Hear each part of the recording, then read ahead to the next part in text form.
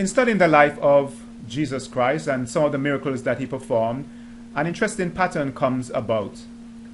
The man with the withered hand, Jesus asked him to stretch forth his hand, and when he stretched forth his hand, he was healed. There was a paralytic for 38 years by the pool of Bethesda, and when Jesus asked him to take up his bed and walk, he did, and a miracle was performed.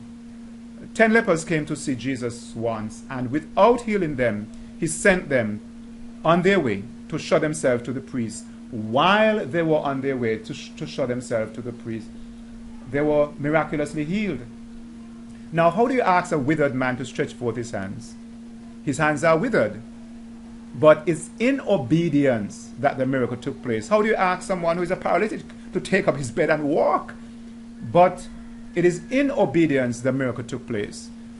You ask 10 lepers to go and show themselves to the priest, to be in company with ordinary people, and it is in obedience that the miracle took place. Oswald Chambers, the writer of the famous devotional, My Utmost for His Highest, he says that God does not give us an overcoming life, but he gives us life as we overcome. So it is in obedience, it is as we obey God, that's where the power comes about. So is there something in your life right now that you think that God is requiring of you and it is an impossibility?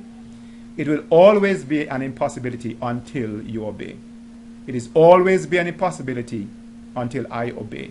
You see, all of God's commands, all of his biddings are enablings.